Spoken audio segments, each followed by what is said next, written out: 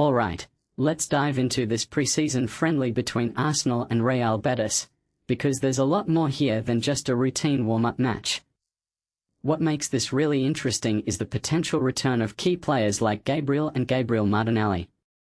Personally, I think this could be a huge moment for Arsenal fans, especially after a summer of speculation about squad depth and fitness.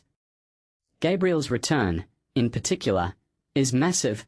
He's been a rock at the back, and seeing him back in action could be a real statement of intent for the season ahead.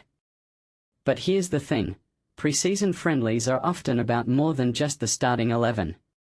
They're a testing ground, a chance to experiment, and a window into a manager's mindset. So, let's break this down. First off, Martin Odegaard's absence is notable.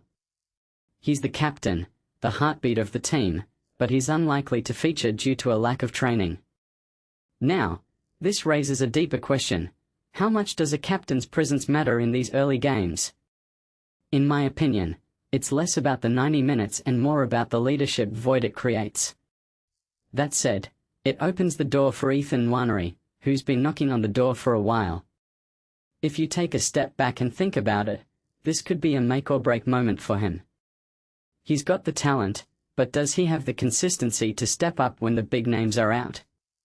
That's what I'll be watching for. Another detail I find fascinating is the potential lineup. Kepa in goal? That's a bold move, especially with Ramsdale usually between the sticks. And then there's the inclusion of Havertz in midfield, a player who's divided opinions since his arrival. What this really suggests is that Arteta is still tinkering, still trying to find the right balance. Dowman and Christos Tzolis impressed against Girona, but will they keep their spots? Probably not, with Martinelli likely to slot back in on the left wing. This is where pre-season gets tricky. You want to give minutes to your stars, but you also need to build chemistry with the squad players. It's a fine line. What many people don't realize is how much these friendlies can shape a season.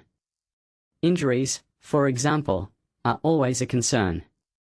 Saliba's already out, and there are doubts over Timber. That's a huge blow for a defense that's been solid. If Gabriel isn't fully fit, who steps up? Mosquera? Calafiori?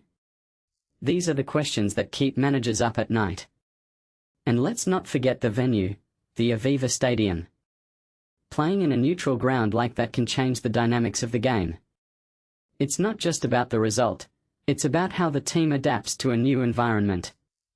If I had to speculate, I'd say this game is less about the scoreline and more about the signals it sends. Are Arsenal ready to challenge on multiple fronts?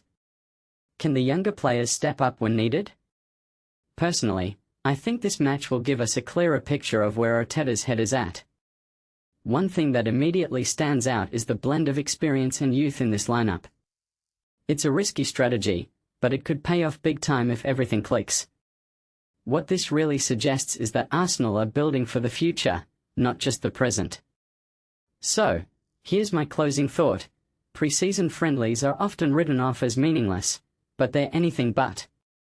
They're a window into a team's soul, a chance to see who's ready to step up and who's still finding their feet.